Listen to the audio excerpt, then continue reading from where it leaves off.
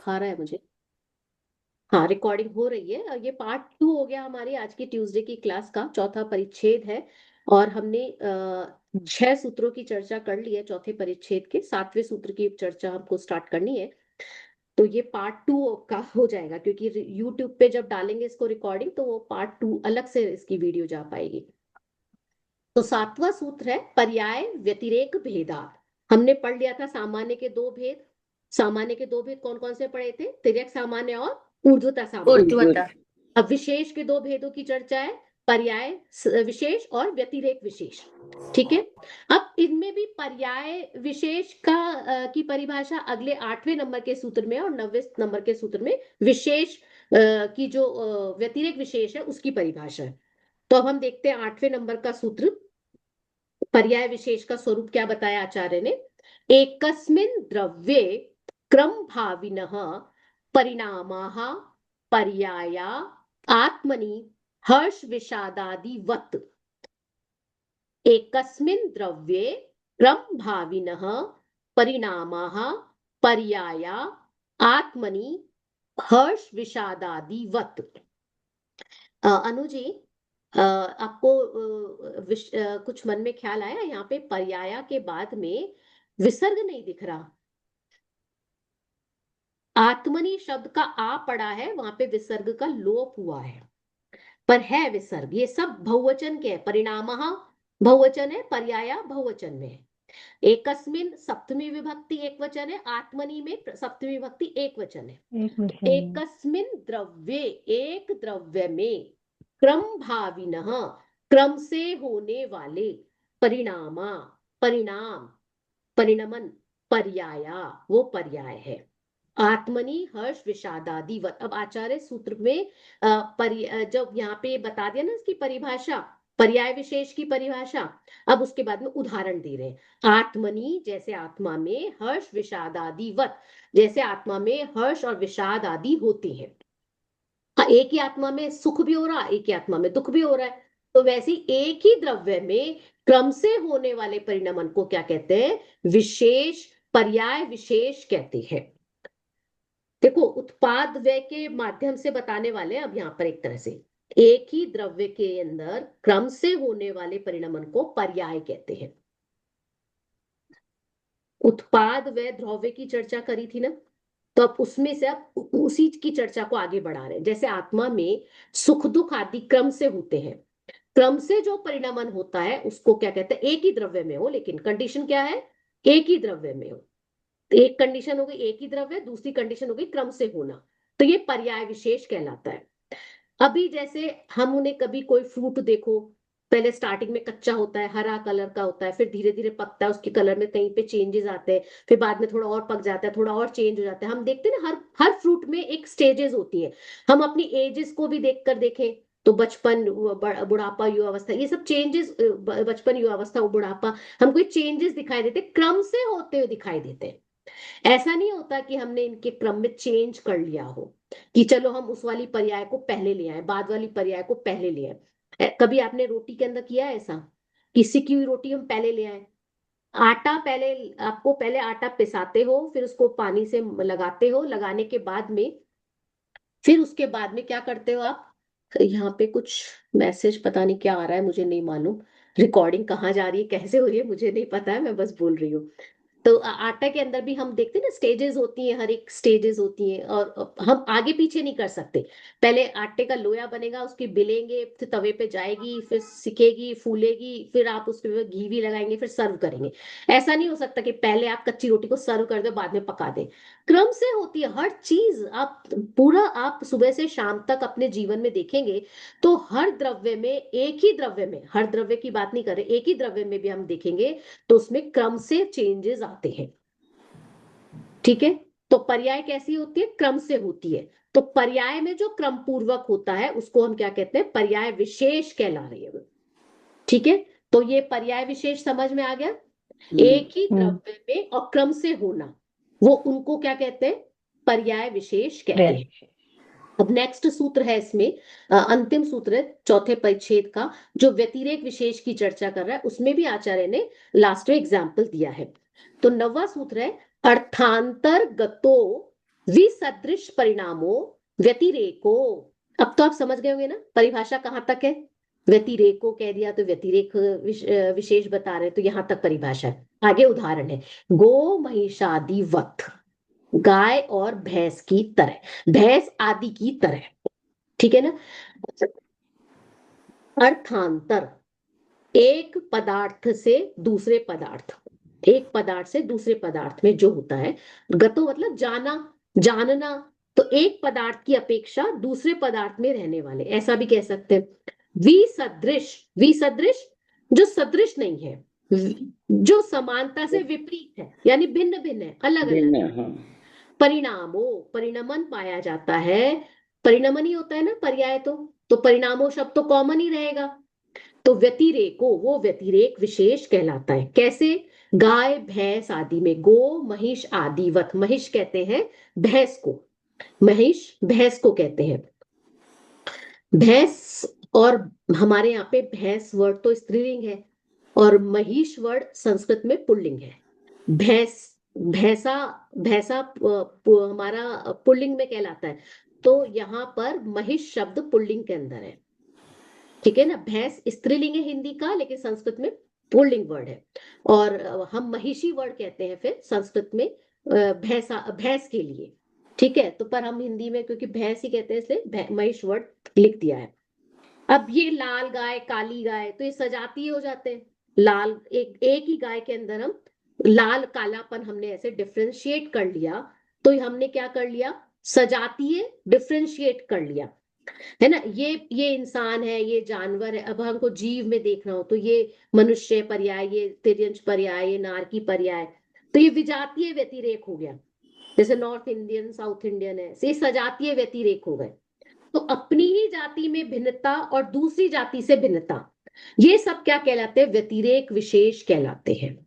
व्यतिरेक विशेष में दोनों तरह से विशेषता चल रही है। क्या लिखा है, एक पदार्थ की अपेक्षा दूसरे पदार्थों में रहने वाले भिन्न भिन्न परिणामों को व्यतिरेक विशेष कहते हैं। तो इसके अंदर हमको सेम में भी हम व्यतिरेक देख सकते हैं और दूसरे में भी। तो वस्तु कैसी हो गई, सामान्य विशेषात्मक हो गई। तो वस्तु को जानने वाला जो प्रमाण है, उसका विषय विषय भी क्या हो गया, सामान्य विशेषात्मक हो गया। तो प्रमाण भी सामान्य विशेषात्मक वस्तु को जानेगा। तो ये सारी चर्चा हमने चौथे परिच्छेद में की। और चूंकि सामान्य विशेषात्मक को जानेगा तो सामान्य की चर्चा की और विशेष की चर्चा की। सामान्य के दो भेद बताए और फिर विशेष के दो भेद बताए। अब आ जाइए आप स्टार्टिंग में, परिच्छेद के स्टार्टिंग के अंदर जो चार्ट बनाया था, ये आपकी विषय वस्तु। तो प्रमाण का विषय, विषय बता दिया पहले दूसरे सूत्र में, और फिर तीसरे सूत्र बताया सामान्य को, और तीसरे सूत्र के बाद सामान्य को बताया तो सामान्य के दो भेद बता दिए चौथे और पांचवें सूत्र में, तिर्यक सामान्य और ऊर्ध्वता सामान्य। फिर छठे सातवें आठवें नौवें के अंदर विशेष की चर्चा चली। छठा सूत्र तो खाली विशेषांश करके ही था, और विशेष के भी दो भेद होते बताने के लिए। फिर सातवें में दो भेद बताए थे और आठवें और नौवें में इनकी परिभाषाएं बताई थी, पर्याय विशेष और व्यतिरेक विशेष की। क्लियर है सबको चौथा परिच्छेद? Yes Any ma'am. doubt? Yes ma'am. चल सकते हैं आगे पांचवें परिच्छेद पे। Yes ma'am. सिंपल है वैसे विषय, इसमें ऐसा कुछ भी नहीं है जो समझ में नहीं आए, सिर्फ थोड़े से कहीं पे वो जो टेक्निकल टर्म्स आ जाते हैं वहां पे थोड़ा सा समझ में कम आता है। अब देखिए पांचवा परिच्छेद है, 3 सूत्र है मात्र इसके अंदर, बल्कि मुझे तो 2 सूत्र ही लगते हैं क्योंकि दो पहले दूसरे सूत्र तो एक दूसरे से मिलते जुलते ही हैं। अब पंचम परिच्छेद है, यहाँ पे क्या बता रहे हैं, प्रमाण का फल। क्या है प्रमाण का फल? भाई हम किसी भी चीज को जान रहे हैं तो हमको उसका कोई रिजल्ट तो मिलना चाहिए, कोई फल तो होना चाहिए, नहीं होना चाहिए। अभी हम पूजा करते हैं तो पूजा करें तो उसका कोई फल तो मिलना चाहिए, कुछ तो हो। क्या होता है फल पूजा का? पूजा का फल क्या होता है, क्यों करते हैं हम पूजा? चलिए स्वाध्याय का फल क्या होता है, किसी भी चीज का क्या होगा? भाई धर्म के जो क्षेत्र हैं उनमें हम कोई भी काम कर रहे हैं तो उसका फल क्या है? भाई कषायों में मंदता होनी चाहिए, होनी चाहिए ना, और परिणामों में शांति होनी चाहिए। अगर ये दोनों चीजें नहीं आई तो हम लोग क्या बोलते हैं, ये क्या करने को पूजा करते हैं, इतनी तो पूजा करते हैं और रात दिन है ना कषाय करती रहती है, कलेश करती रहती है, ऐसे ही बोलते हैं ना, ऐसे ही बोलते हैं ना। क्योंकि हम ये जानते हैं कि पूजा का स्वाध्याय का फल ये है और ये दिख नहीं रहा, तो क्या फायदा हुआ?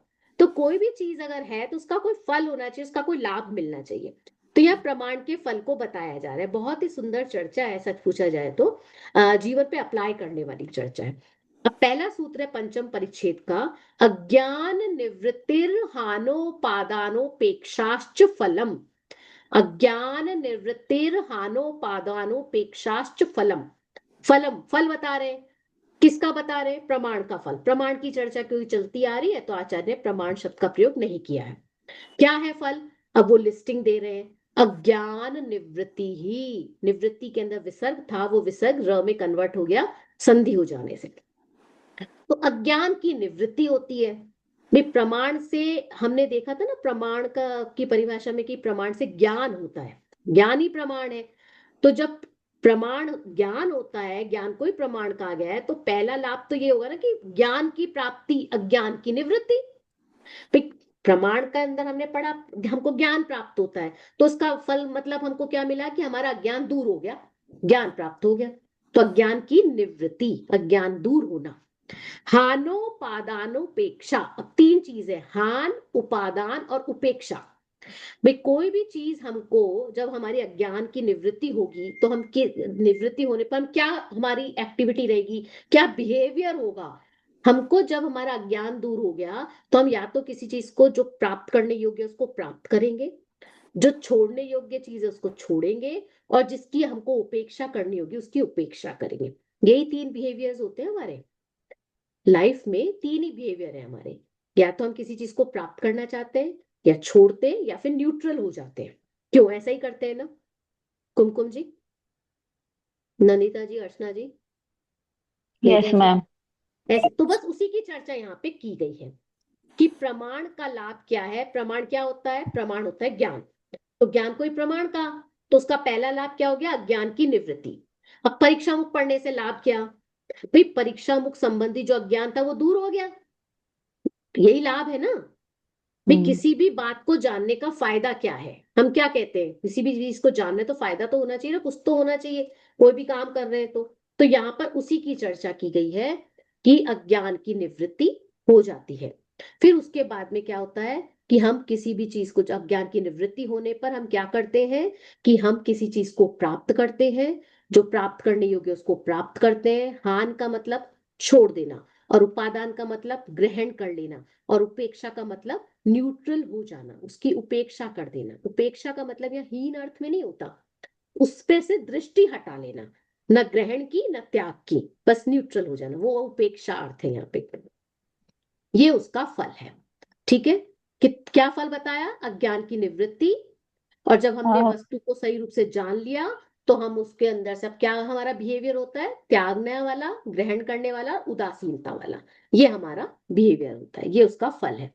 अब इस फल के अंदर भी दो प्रकार के फलों की चर्चा चलती है, एक साक्षात फल और दूसरा है परंपरा फल। साक्षात फल कैसे? हमने पूजा की तो हमको तुरंत फल क्या मिलता है? परिणाम शांत हो जाते हैं, कषायों में मंदता हो जाती है। अगर रियल सेंस में पूजा की तो, और मान लीजिए हमने सिर्फ सामग्री का ट्रांसफर किया एक थाली से दूसरी थाली में, तो हमको ये इमीडिएट फल नहीं मिलता। साक्षात फल का मतलब है immediate, on the spot, on the spot हमको फल मिल जाता है। और दूसरा है परंपरा फल, कि जब ऑन द स्पॉट फल मिलेगा तो ही तो परंपरा से मिलेगा।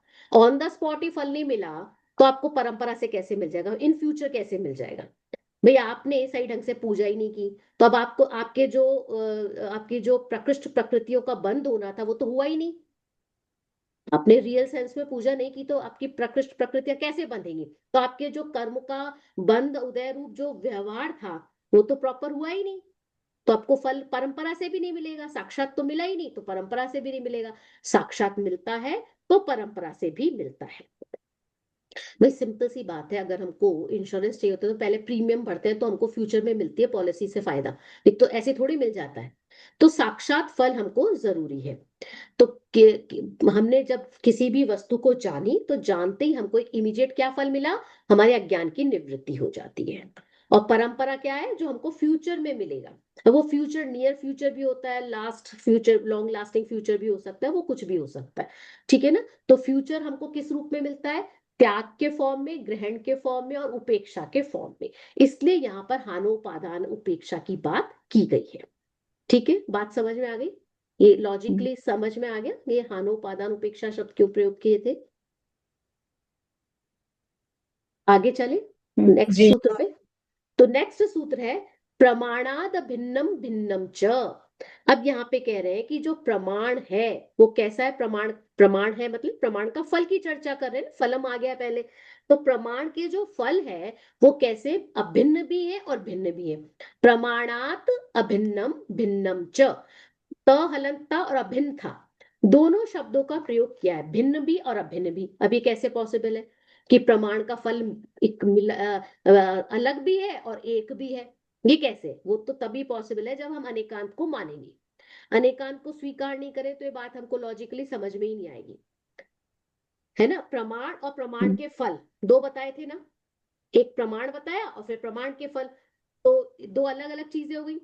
अब दो अलग अलग है क्योंकि प्रमाण और प्रमाण का फल, इन दोनों को अलग अलग नाम दिया गया है ना, तो दोनों का नाम और स्वरूप अलग अलग है, तो भिन्नता है इनमें। अब अभिन्नता कैसे होगी? भाई जो पदार्थ को जानता है उसी का तो अज्ञान दूर होता है, तो उसी को तो ग्रहण त्याग उपेक्षा करने की बुद्धि प्रकट होती है, तो अभिन्न हो गया ना। समझ में आ रही है बात? भाई जो पदार्थ को जान रहा है तो उसी को तो प्रमाण का फल अनुभव में आ रहा है, प्रतीति में आ रहा है, दूसरे को थोड़ी आ रहा है। ये अगले सूत्र में भी इसी से संबंधित बात कर रहे हैं। बात समझ में आई कि प्रमाण का फल भिन्न है और अभिन्न है।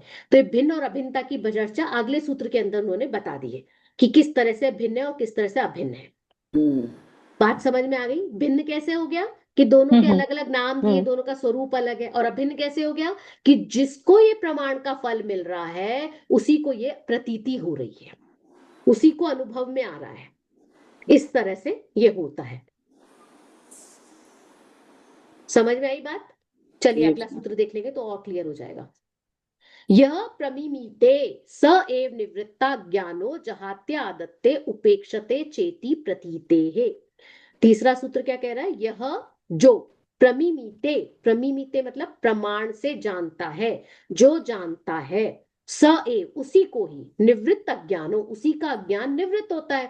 भाई जिसने जाना उसी को तो अज्ञान दूर होगा। ऐसा थोड़ी है कि करा जाना तो आपने और ज्ञान मेरा दूर हो जाए, या मैंने जाना आपका ज्ञान दूर हो जाए। वो तो पॉसिबल ही नहीं है, ये व्यवस्था तो जिनागम में है ही नहीं। जो जानता है उसी का काम होता है, उसी को जो करता है उसी को उस कर्म का फल मिलता है। तो जहाती आदत्ते, जहाती मतलब छोड़ता है, आदत्ते मतलब ग्रहण करता है। जहात्यादत्ते संधि हो गई यहाँ पे, उपेक्षते और उपेक्षा करता है। भाई अभी हमने पढ़ा था ना, त्यागना, ग्रहण करना, हानोपादान उपेक्षा। तो उसी की कह रहे हैं कि जो हानोपादान उपेक्षा है इसकी जो प्रतीति होती है, चेती प्रतीति है, ये जो प्रतीति होती है, जो अनुभव होता है, उससे ये सिद्ध होता है कि ये क्या है? अभिन्न है। प्रमाण के अभेदता, प्रमाण पे अभिन्नता कैसे पता लग रही है? कि जिसने इसको ग्रहण किया, जिसने इसको त्यागा, जिसने इसकी उपेक्षा की, तो उसके ही ज्ञान, उसके ही अज्ञान की निवृत्ति हुई है, उसके स्वयं के अनुभव से ये बात सिद्ध होती है। बात समझ में आ गई? हाँ, इसको देख लो व्याख्या को। यदि प्रमाण का फल प्रमाण से भिन्न नहीं होता तो क्या होता? दोनों सूत्र पिष्ट पेषण होने से प्रमाण की श्रेणी में ही नहीं आते। पिष्ट पेषण का मतलब क्या है? पिसे हुए को पीसना। ऐसा किया है कभी आपने? आटा पिसवा लिया, वापस ले गए चक्की पे और वापस पीस दो। अगर मान लो आपका आटा मोटा हो जाए और आप उसको कहो बारीक पीस दो, तो चक्की वाला कहता है नहीं अब नहीं पिस सकता, ये पिस गया। तो पिष्ट पेषण मतलब किए हुए को रेपिटेशन। वापस से करना, रेपिटेशन। हमें भी पसंद नहीं आती ना, बच्चे नहीं कहते अब बहुत रिपीट करते हो, अभी तो ये वाली बात बोली थी। पसंद नहीं आता किसी को भी, रेपिटेशन पसंद नहीं आता। रेपिटेशन प्रमाण ही नहीं है ना, क्योंकि उससे हमारे हमको कोई नया ज्ञान होता ही नहीं। जो पहला हमको कोई नॉलेज है उसी नॉलेज को आप वापस बार बार रिपीट कर रहे हो, तो उससे नई नॉलेज तो आई नहीं, तो प्रमाण का विषय नहीं बनता है क्योंकि आपके ज्ञान में वृद्धि नहीं हुई।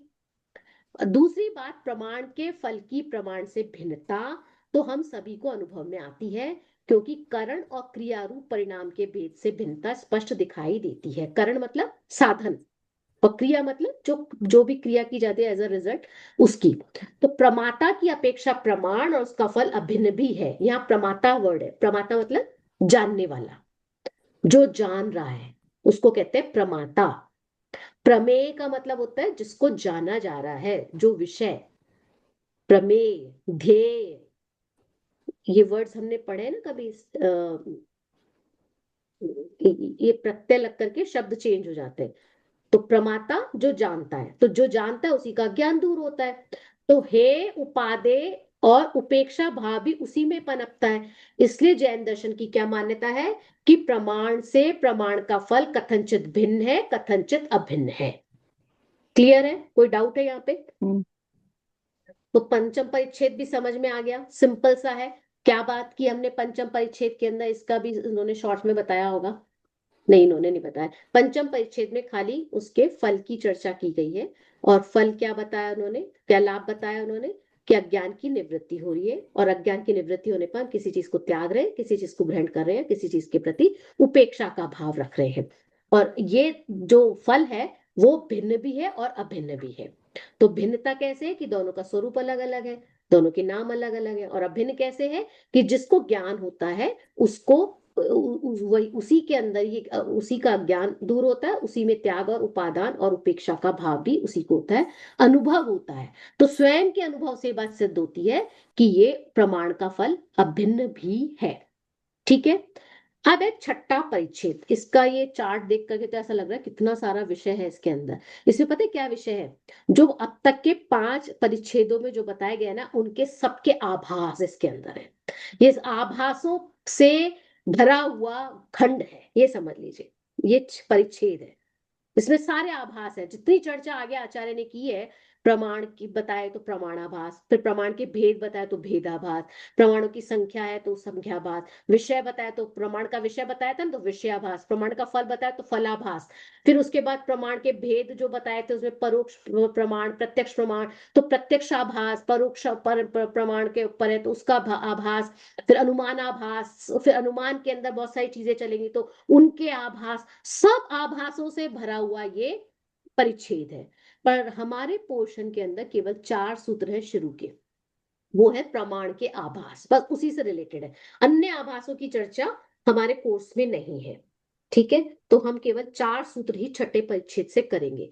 टाइम है हमारे पास, कर सकते हैं 4 सूत्र। जी हाँ मैम ज्यादा कर बड़े लेंगे। नहीं है और ज्यादा विषय भी नहीं है, ज्यादा बहुत ज्यादा कुछ इसके अंदर कर सकते हैं इजीली।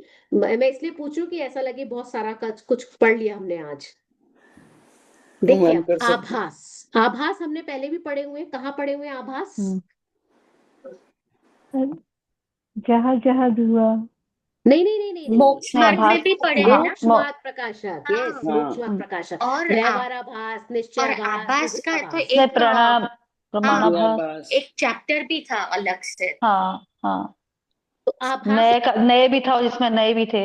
हाँ, तो हम आभास के बारे में अपरिचित नहीं है। मतलब जो विपरीत होता है वही उसका आभास होता है। भाई किसी भी चीज से विपरीत जो होगा वो उसका आभास है, वो है नहीं लेकिन लग रहा है। अभी हम सड़क पर जाते हैं तो ऐसा लगता है ना दूर से, अरे ये तो निधि जी जैसे लग रही है, सुरभि जी जैसे लग रही है, पर वो है नहीं, हमें लग रही है, तो वो आभास है। तो ऐसे ही जो प्रमाण से विपरीत है वह प्रमाणाभास, जो प्रत्यक्ष से विपरीत है वो प्रत्यक्षाभास। मतलब वो प्रत्यक्ष नहीं है और प्रत्यक्ष जैसा लगता है, तो वो क्या हो गया? प्रत्यक्षाभास। जैसे खेत में करता है ना किसान, एक पुतला खड़ा कर देता है ना, और उस पुतले को देख करके दूर से किसी को लगे इंसान के खड़े होने का आभास हो जाए। पशु पक्षी सॉरी, पशुओं को तो होता है या पक्षियों को तो होता ही है कि कोई मनुष्य खड़ा हुआ है। इंसान नहीं है, मनुष्य नहीं है, लेकिन मनुष्य होने का आभास होता है, तो हम क्या कहेंगे? मनुष्याभास। मनुष्य नहीं था फिर भी हमें मनुष्य होने का आभास हो गया। तो ऐसे ही जो प्रमाण है वो प्रमाण है नहीं पर लग रहा है, तो प्रमाणाभास, अनुमानाभास, प्रत्यक्षाभास, हेत्वाभास, तर्काभास, ऐसे आभास हो जाएंगे। अब इसके अंदर मैम पहला, मतलब मतलब कहने का मतलब ये कि वो वास्तव में प्रमाण नहीं है, हाँ, वो सिर्फ आभास है। आभास है। इसीलिए आचार्य ने लिखा है पहला सूत्र देखिए, ततो अन्यत तदाभासम, ततः अन्यत तत् आभासम। तत, तत्, ततः उससे, अन्यत भिन्न, तत् उस आभास, उसको आभास कहते हैं, उससे भिन्न उसको आभास कहते हैं। अब किससे भिन्न? भाई जिस वस्तु को हम जानना चाहते हैं उससे कोई विपरीत है, उससे कोई भिन्न है, वो उसका आभास हो गया। तो उनसे विपरीत उनका आभास होता है। किनसे विपरीत? कि जिनकी चर्चा 5 परिच्छेदों में हम कर आए हैं, आचार्य ने उनका नाम नहीं लिया, कि उनसे विपरीत उनका आभास होता है। एक जनरल सेंटेंस बता दिया, जनरल डेफिनेशन बता दी, अब आगे आभास या आभास है। ठीक है, तो प्रमाणाभास हमारे कोर्स में तो हम सिर्फ उसी से संबंधित आगे के 3 जो सूत्र है उनको पढ़ेंगे। तो आभास की सामान्य डेफिनेशन हो गई। क्या हो गई?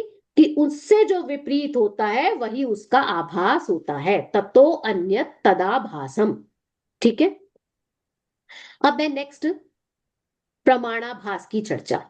अस्वसंविदित गृहीतार्थ दर्शन संशयादय प्रमाणाभासः।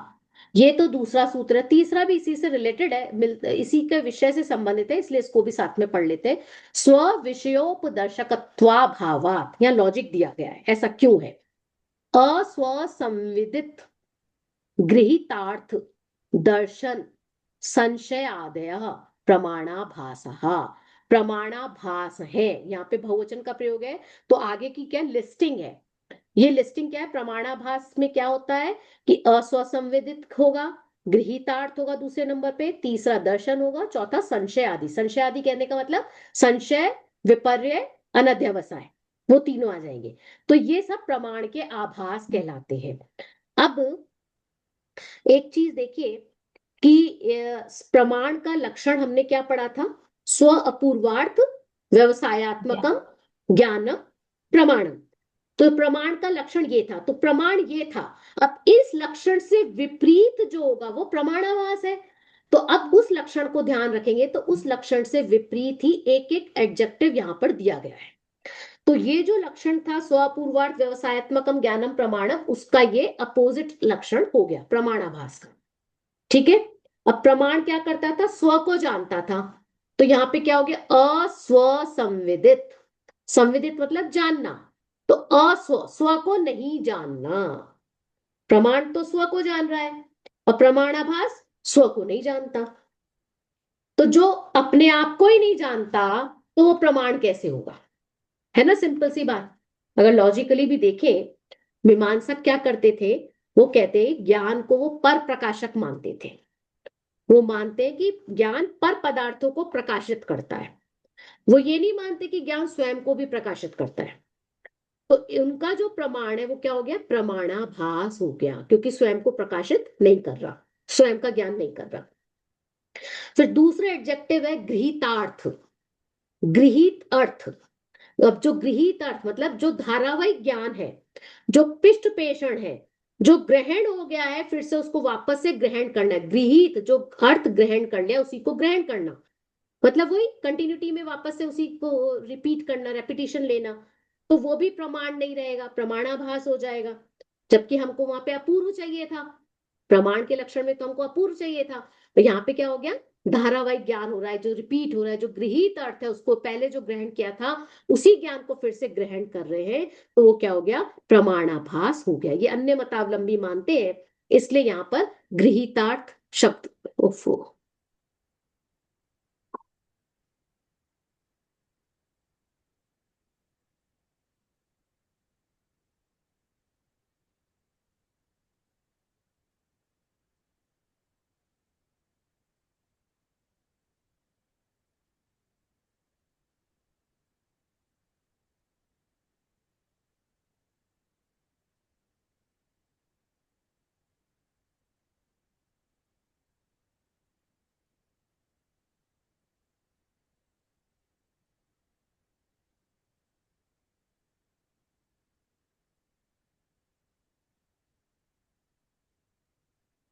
मैम साइलेंट हो गई है ना?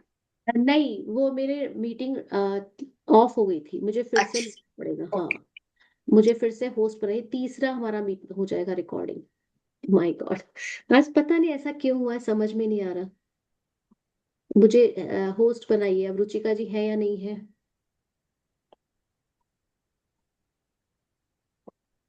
रुचिका जी, मैम आप ही होस्ट हैं।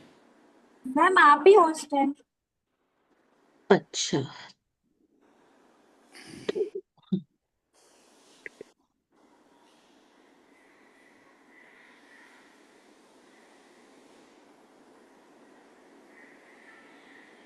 दिख रहा है आपको? Yes ma'am. हाँ, यस। ये हमारी तीसरी मीटिंग है ट्यूसडे क्लास की ही, 12 अगस्त की ही। कुछ प्रॉब्लम हो गया है तो इसलिए मैं रिकॉर्डिंग को डायरेक्ट नहीं कर पा रही, इसमें थोड़ा ब्रेक हो करके रिकॉर्डिंग हो रही है। अभी भी मेरे को मीटिंग टाइम दिखा रहा है 8 मिनट 10 सेकंड का, तो मुझे फास्ट कंप्लीट करना है इसको। ठीक है, मैं और चर्चा नहीं करती। ये तीसरे रिकॉर्डिंग के अंदर छठे परिच्छेद की चर्चा कर रहे हैं और हमारा जो सूत्र है वो दूसरे नंबर का सूत्र चल रहा है, दूसरे और तीसरे नंबर के सूत्र चल रहे हैं। तो यहाँ पे अस्वसंवेदित की हमने चर्चा कर ली थी सेकंड रिकॉर्डिंग के अंदर। गृहीतार्थ की भी चर्चा कर ली थी कि जो पहले से ग्रहण किया हुआ अर्थ है उसी को फिर से हम जानेंगे तो प्रमाणाभास हो जाएगा। नेक्स्ट वर्ड आता है दर्शन। दर्शन जो है वो प्रमाण नहीं कहा गया है, ज्ञान को प्रमाण कहा है। क्यों कहा है? क्योंकि दर्शन कैसा होता है? निर्विकल्प होता है, और ज्ञान क्या होता है? सविकल्प होता है। तो जो लोग दर्शन को, जो बौद्ध हैं, वो निर्विकल्प ज्ञान को ही निर्विकल्प को प्रमाण मानते हैं। तो उनके लिए, उनके निराकरण के लिए यहाँ पे दर्शन शब्द का प्रयोग किया गया कि दर्शन प्रमाणाभास है, दर्शन प्रमाण नहीं है। क्योंकि दर्शन के अंदर आपको कोई विकल्प नहीं होता है ना, बस थोड़ा सा एक कुछ है ऐसा, कुछ ऐसा ज्ञान होता है, तो इसलिए उसको प्रमाण की श्रेणी में नहीं लिया है। अगला शब्द है संशय आदय। संशय आदि के अंदर क्या हो गया? संशय, विपर्य, अनध्यवसाय। तो 4 प्रकार के हमने प्रमाणाभास पढ़ लिए। अस्वसंविदित ज्ञान को, गृहीतार्थ ज्ञान को, दर्शन को और संशय, विपर्य, अनध्यवसाय को प्रमाण मानना प्रमाणाभास है। मतलब ये प्रमाणाभास है। क्यों है प्रमाणाभास? वो तीसरे सूत्र में चर्चा कर दी। स्व विषयोपदर्शकत्वाभावात, स्व विषय उपदर्शक, अपने विषय के, उपदर्शक मतलब प्रतीति कराने में, उपदर्शन कराने में, दर्शन कराने में, अभावात अभाव होने से, अपने विषय की प्रतीति कराने का अभाव होने से, मतलब ये अपने विषय का निर्णय नहीं करा पाते। ये जो अस्वसंविदित है, गृहीतार्थ है, दर्शन है, संशय आदि है, ये अपने विषय का ज्ञान नहीं करा पाते। ये सभी ज्ञान अपने विषय की प्रतीति कराने में समर्थ ही नहीं है। तो अपने विषय का निर्णय नहीं करा सके तो हमको तो व्यवसायत्मक ज्ञान चाहिए। तो जो व्यवसायत्मक ना हो, ज्ञानात्मक ना हो, जो अपूर्वार्थ ना हो, जो स्व और पर को नहीं जाने, तो ऐसा ज्ञान कैसा हो जाएगा? प्रमाणाभास हो जाएगा। क्यों? क्योंकि वो अपने विषय का ज्ञान नहीं करा पाता। तो जो अपने विषय का ही ज्ञान नहीं कराए वो प्रमाण कैसे हो सकता है? तो वो प्रमाणाभास हो गया। समझ में आई बात? अब यहाँ चौथे सूत्र में, अंतिम सूत्र जो हमारे विषय का है, कोर्स का है, उसके अंदर इसकी चर्चा की गई। एक हेतु दिया जा रहा है कि ऐसा क्यों है, एग्जाम्पल्स के साथ में चर्चा है यहाँ पे।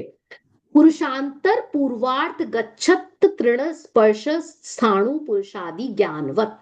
पुरुषांतर पूर्वार्थ गच्छत तृण स्पर्श स्थाणु पुरुष आदि ज्ञानवत, इनके ज्ञान की तरह। ये हेतु दिया है, रीजन दिया है यहाँ पे। पुरुषांतर, दूसरा पुरुष, अस्वसंविदित ज्ञान प्रमाण क्यों नहीं है, जो आगे बात करेंगे ना, उन सबके एग्जाम्पल्स यहाँ पे आ रहे हैं बारी बारी से। तो अस्वसंविदित ज्ञान को कहा है कि ऐसा है जैसे दूसरा पुरुष, दूसरे पुरुष का ज्ञान। फिर दूसरे पुरुष के ज्ञान से हमको क्या लाभ है, कोई फायदा होता है क्या? किसी दूसरे पुरुष को बहुत ज्ञान हो, आइंस्टीन को जैसा नॉलेज हो, तो हमें क्या फायदा है? हमको क्या लाभ होगा बताओ? अभी मान लीजिए मेरी जिठानी है, मेरी देवरानी है, या मेरी सास है, वो बहुत धर्म कर्म कर रही है, पूजा पाठ उपवास कर रही है, तो क्या उनका पुण्य मुझे मिल जाएगा? उनका पुण्य बंध मुझको मिल पाएगा? या मान लीजिए कोई ऐसा है व्यक्ति, आपका मतलब दूसरा कोई व्यक्ति है, कोई शत्रु ही समझ लो, वो पाप कर रहा हो, तो क्या उनका पाप आपको बंध जाएगा? नहीं कर सकते ना, ऐसा ऐसा हो नहीं सकता। तो अभी क्या है बात, मान लो कोई मंदिर जा रहा है, कोई पूजा पाठ कर रहा है, कोई स्वाध्याय कर रहा है, कोई क्लासेस अटेंड कर रहा है, पढ़ रहा है, स्वाध्याय कर रहा है, और बहू टोक रही है, ये तो हेल्प ही नहीं कराती। सारा दिन को तो मंदिर है, धर्म ही धर्म लगा रहता है, कभी ये क्लास कभी वो क्लास। ये नहीं कि थोड़ा सा बच्चे को पकड़ ले तो मैं काम कर लूं, मुझे आराम हो जाए। रहती भी है घर में लेकिन रहती नहीं जैसी है। मेरे को क्या फायदा इनके ये तो बस सारा दिन इसी में लगी रहती है, इतना भी क्या करना। तो ये क्या हो गया, अब उसने अपने पाप परिणाम कर लिए। पुण्य तो कर नहीं रही थी, साथ में पाप और बांध लिया, उपेक्षा नहीं की। तो उसने क्या किया, अपना बंद कर लिया, करा ना। तो ये अब वो जो परिणाम कर रही है, तो वो परिणाम क्या सास को मिल पाएंगे क्या, उसके पाप के परिणाम? वो जब पुण्य कर रही थी सास या देवरानी जेठानी, उसके परिणाम भी उसको नहीं मिल रहे। तो जैसे दूसरे पुरुष का धर्म है, उसका पुण्य है, उसका पाप है, तो वो हमको नहीं मिलता। तो वैसे ही जैसे दूसरे पुरुष का ज्ञान कार्यकारी नहीं होता, तो फिर वैसे ही अपना ज्ञान अगर अपने आत्मा को नहीं जानता तो वो भी कार्यकारी नहीं है। तो ज्ञान स्वयं को ही नहीं जाने, आत्मा आत्मा को ही नहीं जाने, तो विचित्रता नहीं हो जाएगी? तो ये तो दूसरे पुरुष के ज्ञान जैसा हो गया, जैसे किसी दूसरे को जान रहे हो। कई बार मैं आपको बोलती हूँ ना, जब आत्मा की बात हो तो अपने को लगाना, अपने बारे में बात समझना, है ना। नहीं तो लगता है दूसरे की आत्मा की चर्चा की जा रही है, दूसरे पुरुष का ज्ञान हो रहा है। ठीक है, इसलिए यहाँ क्या कहा है, पुरुषांतर दूसरे पुरुष के ज्ञान की तरह है। इसलिए इसको भी क्या कहा, किसको क्या कहा, प्रमाणाभास। पहला क्या शब्द था, अस्वसंविदित ज्ञान।